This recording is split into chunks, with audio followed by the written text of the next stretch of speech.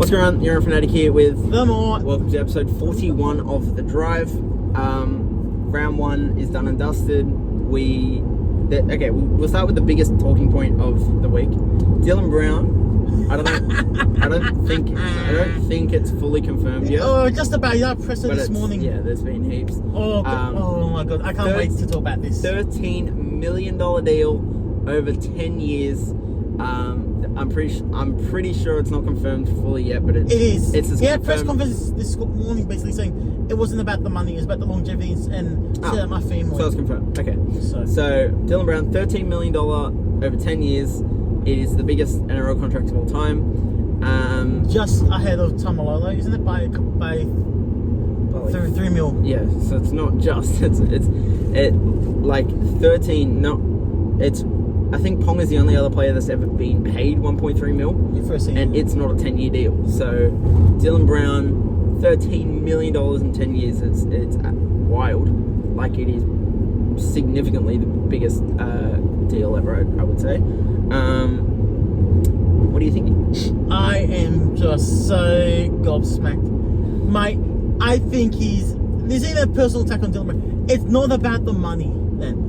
Well, what else is it about then, mate? You're a dead set clown.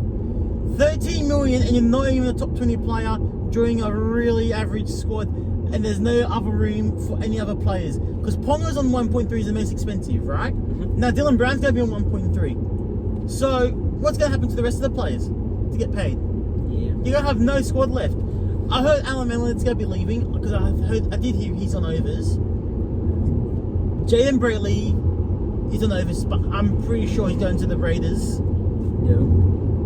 And then there was someone else I think that was getting shopped around. Anyway, I just can't see how this is going to work for the Knights. Yeah. Let's get support for Ponga, but let's just take out the rest of the cap to do it. If you don't need another running, but Ponga can do the running creation, right? Yeah. I will be targeting another halfback and less pressure on Cogger, because I think their biggest issue is their kicking game, pinging teams back into their defensive line. Everyone's saying, "Oh, Fletcher Sharp's now number 6." Hang on, mate. One good game does not make you a great 5'8". Yeah. It takes pressure off Ponga, but I think his finishing ability, which he showed last year, showed Fletcher Sharp's best position in this night setup is the wing. Yeah. Knights, I don't care what they do, just keep making the wrong choices right now. You need to get help, but you don't sacrifice the rest of the team to do it. Yeah. Touching on Sharp, I look at him and he's like just really silky. I like seeing how he plays, but yeah, I feel like he'd be better at winging than 5'8". They just don't really have a choice. Well, Will Price is alright. I like my Will Price personally, the plummy bloke. Yeah, I think Dylan Brown joining the Knights is they definitely paid overs. He would be no more than what he's currently on, 800, 900,000. I wouldn't be paying more than that. I don't know how the deal worked. I don't know if they started with I would say 10 million for 10 years. That's fair. I wouldn't say so. It's still slightly overs, but 13 mil is overs. I don't know. That's what you're paying your top tier talent, like your Nathan Clearys and your. He's not even getting paid that much yet. I know. He will be probably next contract. Yeah, but it's insane. They could have offered him 10 mil. I think he would have went. But maybe 11. 13 is just 2 more. It's crazy. Yeah. I believe it was the same management crew that had Tamalolo's deal set up was the same management crew for Dylan Brown. That's what I've heard. Whoever Dylan Brown's manager is, props to them, because he has earned himself a bag. He got himself some bread. Yes. But I'll say this though about them. Actually, I had a point that I lost it. I am very sorry. Okay. But yeah, I think because Brown, everyone's talking about how. Oh yeah, sorry. I remember it now. Well, I told you yesterday, the ratchet clauses. So, for those who don't know what a ratchet clause is, if the salary cap goes up, that means Dylan Brown's price goes up.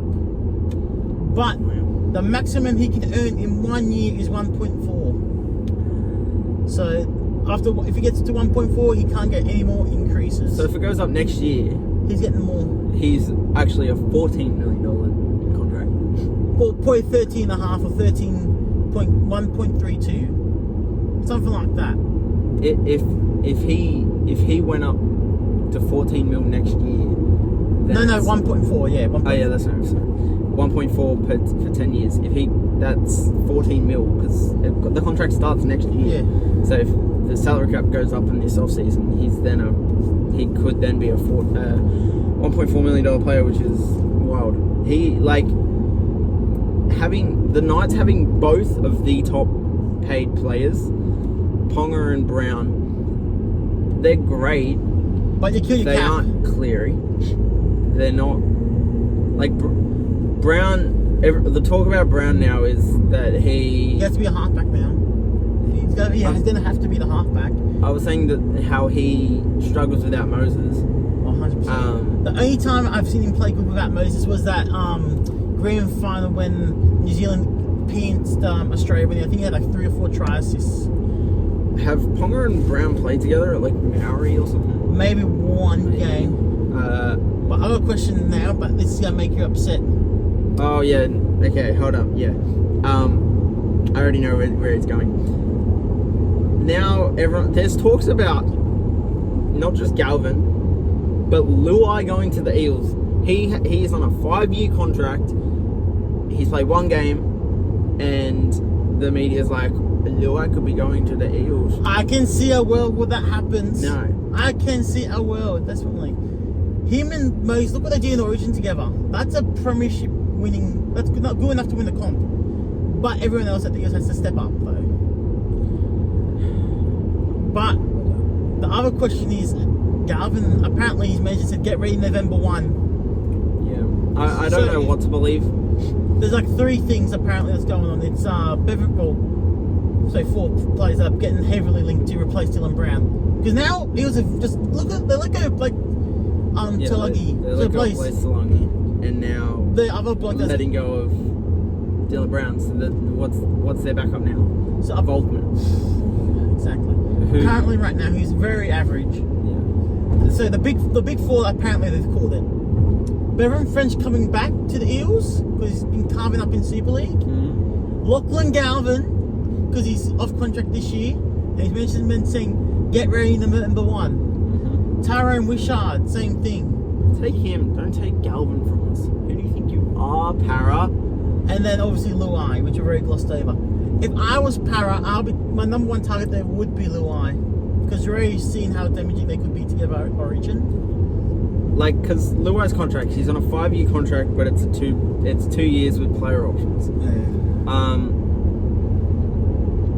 The way Luai has been this off season, and like all the stuff I've seen of Luai, he wants this club to do so well, and like you can tell just by the way he presents himself, the way he. It's a long season. Yeah, I know. Okay, so Tigers, right? Firstly, okay, we'll kind of move a little bit onto the Tigers for a sec. Everyone, like, people are saying now, Galvin. People don't want Galvin all of a sudden because he had 1 bad game. It is pissing me off so much. I haven't seen that much with bad games. I definitely have. I'm in Tigers group chats and they're like Latu Fainu is our backup right now, and people are like, let's get rid of Galvin and put Latu. We can still keep Galvin. He's had 1 bad game. People are like, because Luai gave the ball to Galvin so much on the weekend against Knights, and Galvin didn't offer much. It wasn't his best showing, but mate, it's his 2nd year. Just chill out for a bit. Yeah, it is his first game in his 2nd year. It is his first game with Luai. They're working things out. Give them some time. It is their first game together. So this guy is right my backside here. He wants to peg me. You might see some road rage in a minute, depending on. I'm going to what's going on behind fuck us. this guy. Fuck you, dickhead. But and look, him just zooming past. I'm already speeding, and he's just going faster. And good on you, you fucking mole. See more. Yes. Okay. So back to the Tigers. Sorry. Galvin. It's his first game with Luai. Luai tried giving Galvin the ball because if you've watched the Tigers preseason documentary, which is really good. Where am I watching it? YouTube. It's on YouTube, West Tigers YouTube channel. Definitely give it a watch because it is brilliant stuff. Buller, you'll see why I love Buller. Just one little reason why I love Buller so much. You'll see if you watch the documentary, and if you've already watched it, you know what I'm talking about. But like Galvin, like Benji's trying to get Galvin to be that guy and like actually use his voice and like because he's got the skill, he's got the fitness. So he wants him to be more vocal, but he's not vocal enough. So I don't know if that's what this game was, like Luai giving him the ball to make him be that leader, and he just wasn't. But well, to me, Luai's got to be a leader of that team because he's won. Yeah, that's why I'm like, I found it weird that Luai kept giving the ball to Galvin so much. But like maybe it's just that was Benji just told Luai to just give Galvin the ball and make him try and direct the team to get his confidence up, get his thing up. And so he has a bad game.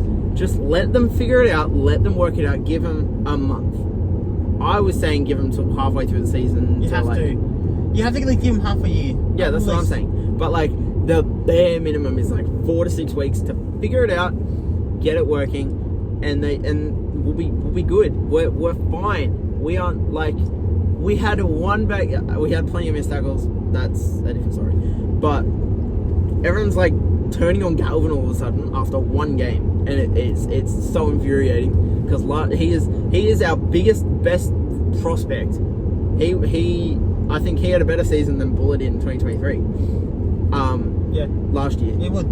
Yeah, and so he is our biggest prospect we've probably ever had. Like people are talking about Benji. I'm saying like Benji.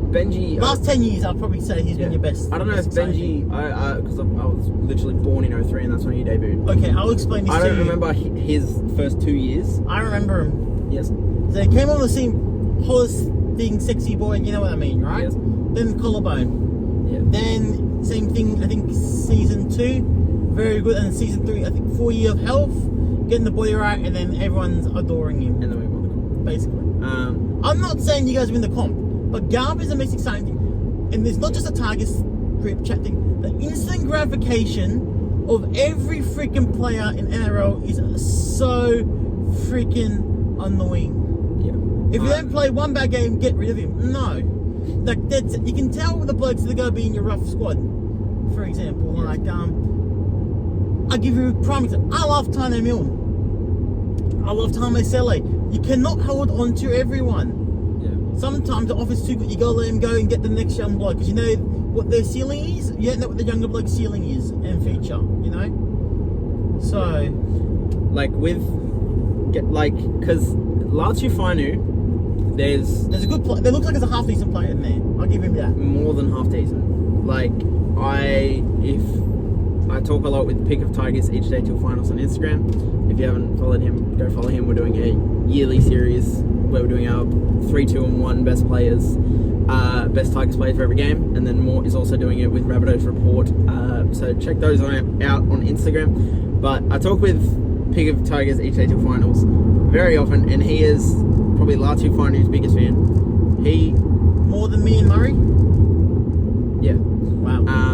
Because he's saying like everyone loves Galvin, everyone was so hot on Galvin, and he continues to say that Latu Fainu would be a better player than Galvin if he was given the opportunity. And I think there's a possibility where they're probably even. I don't know, but like we have a great backup. We don't want to lose Latu Fainu. It's just when we've got Galvin and Luai. I think Latu could be 14. There's also talks of like we move Galvin to lock. It depends how you want to play your team with your lock. Yeah, if you are a dominant front foot team, I think you need to have Lachlan Galvin as your 13. But until you guys get everywhere else good in your middle, I think you can't have Lachlan Galvin as your 13. Yeah. I'm okay with moving Galvin to lock if we have to, and moving Latu Fainu to 6. Not yet. Yeah, I think maybe wait a little bit. But I'm fine with that. But people are like, let's get rid of Galvin. Galvin sucks. And I'm like, it's been one game. You had one bad game and... It doesn't suck, I can tell you that. Yeah. But it's his second year, let's just chill out.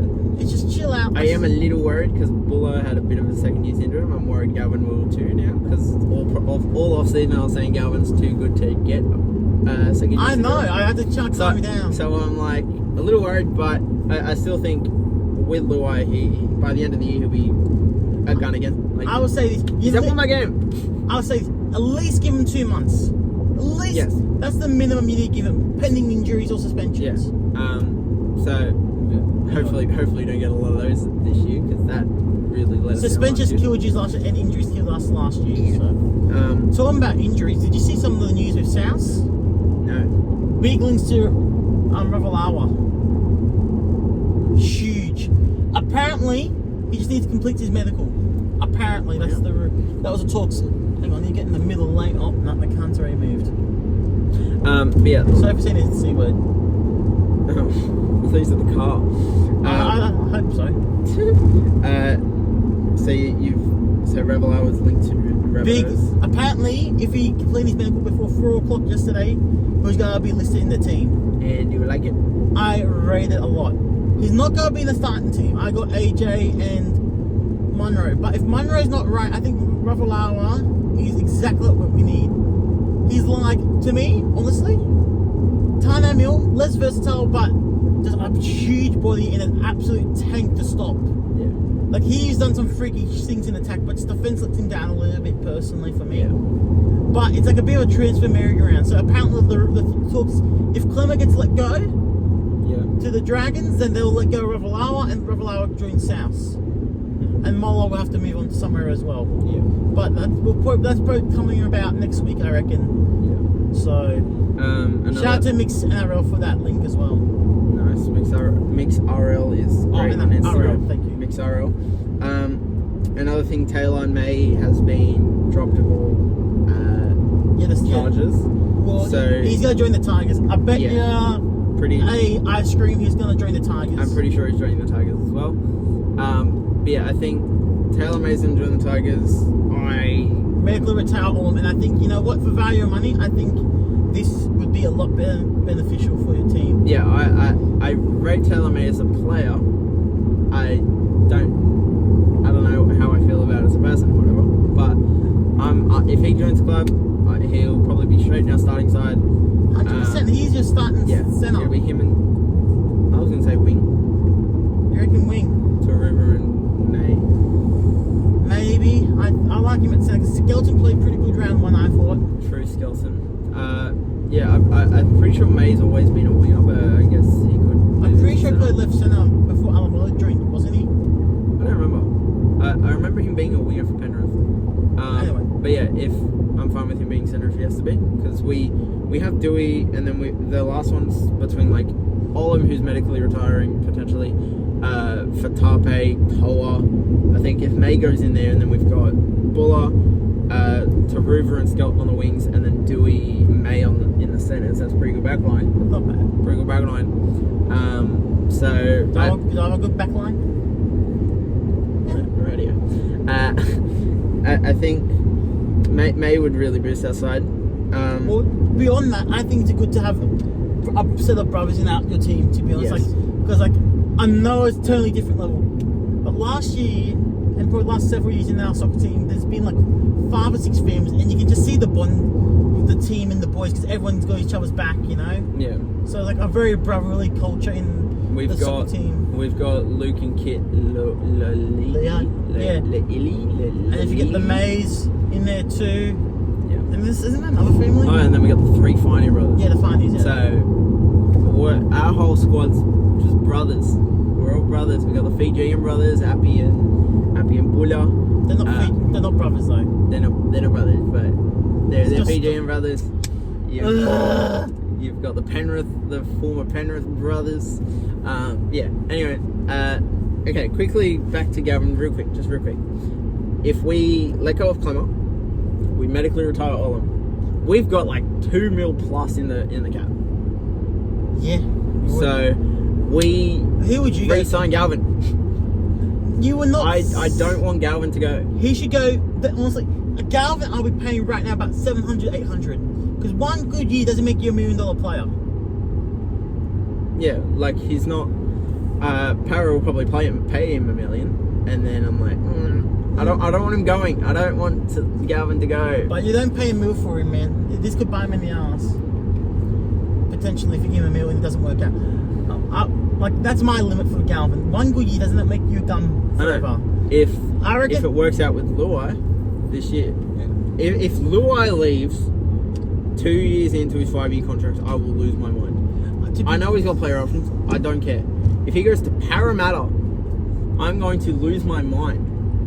And of all the clubs that are trying to get Galvin or Luai, it's Parramatta. What do you think? They lost Dylan Brown. Dylan Brown left and Talaki left. What do you want him to do? To suffer? They can sign Tyron Wishart. They can sign anyone else. Mate, they don't need to come after Tigers. Luai is the best option for him. Anyway, I think time to change the subject. Okay. What did you think of the whole round one? Let's go back to Vegas. I think it was fun, but 4 games in one day is too much, especially this ain't a crack against the girls. I'm going to tell you that right now. They killed it, actually. But I feel like it should be Australia-New Zealand. You need to make it closer. I reckon I'll go on Australia versus the rest of the world.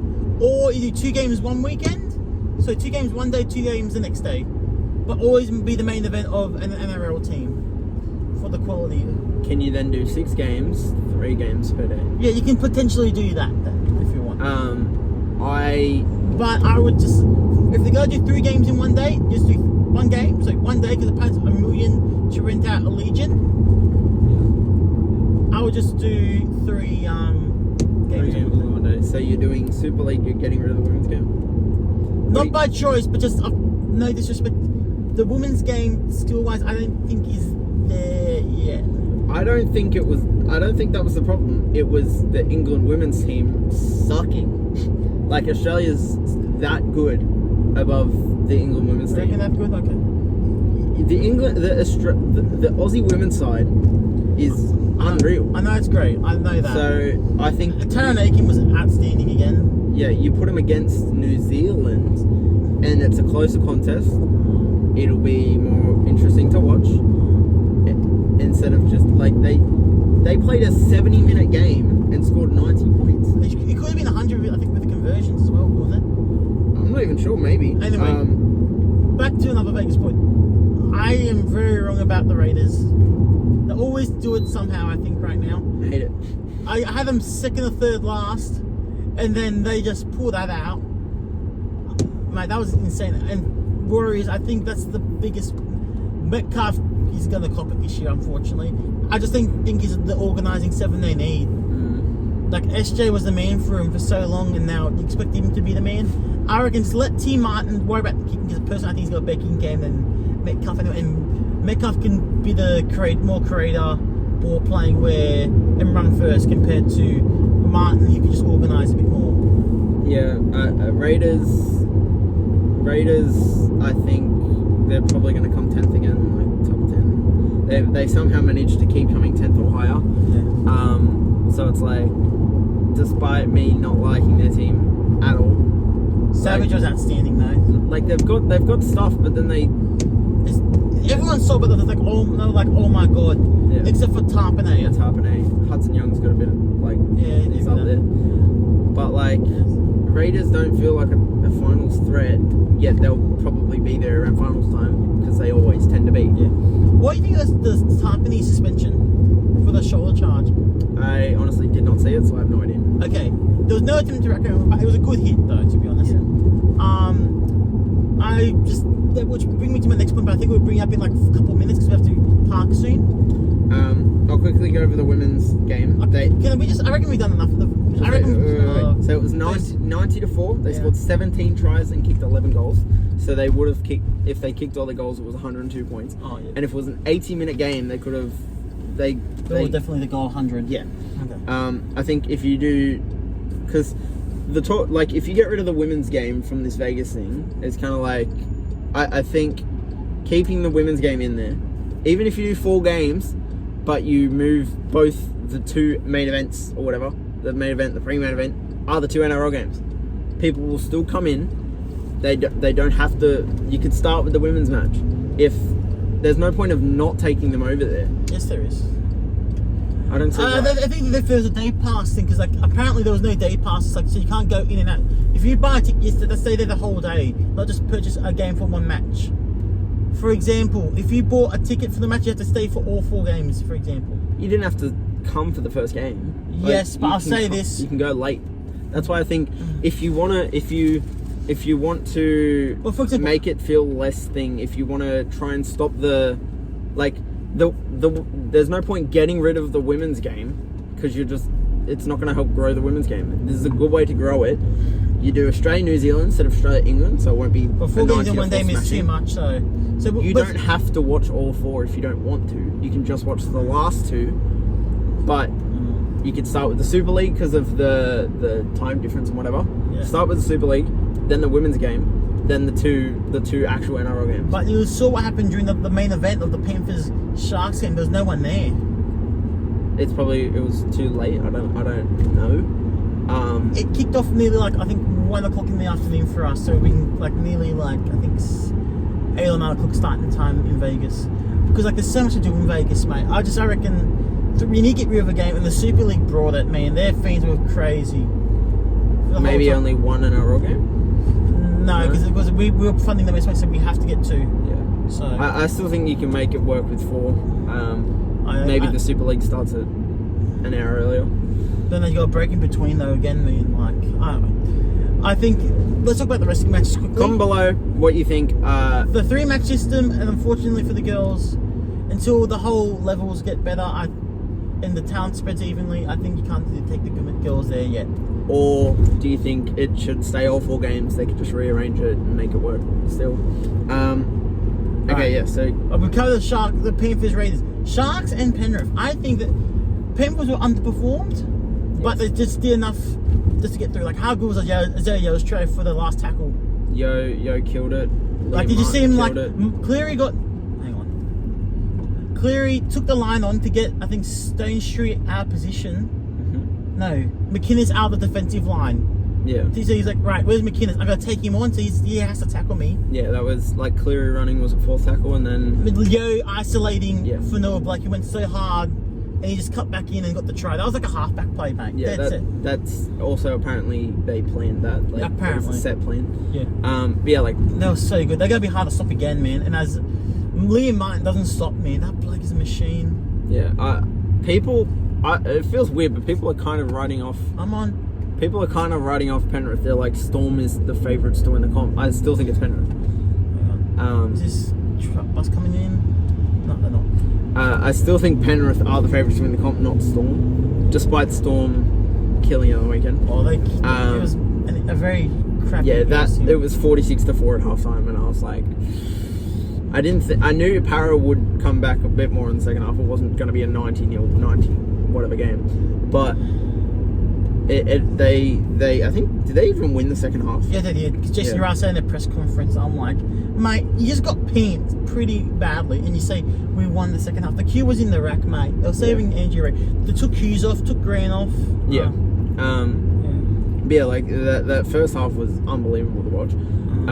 Coates killed it. Pappenhausen was unbelievable. Munster always had touch on the ball. Yeah, Munster was incredible. Back to 7. Them two. It feels. I don't know if this comp feels close or it feels like there's a top premiership 2 contenders and then there's the rest. Except because you've got Sharks, you've got Broncos, you've got Manly and maybe Bulldogs.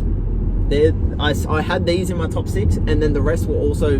When I was making my ladder prediction, I had them 6. I got my really top 2, and the rest can finish between 2 and 8. Feels like, except for certain if Tigers make the 8, I think they're going to scrape into the 8. Same as the Knights, same as the Raiders, same as the Warriors. If they make the 8. Yeah, but you don't think a Broncos or a Sharks could top Penrith or Storm in the regular season? I got in my ladder predictions because I think Penrith's going to just take it easy during the regular season. Mm-hmm. And then when it's finals time, they're going to ramp it up and win the comp. Like I said, I had the Panthers coming 4th.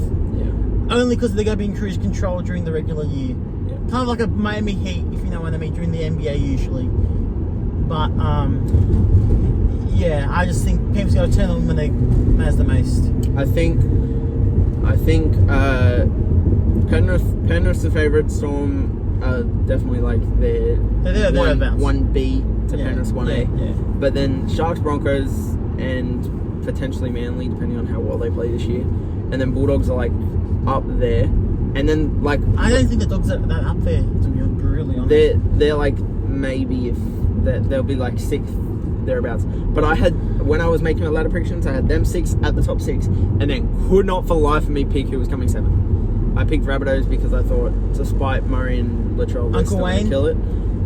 Basically Uncle Wayne. Yeah, because if Murray and Latrell weren't injured, they'd be above Bulldogs, probably above Manly.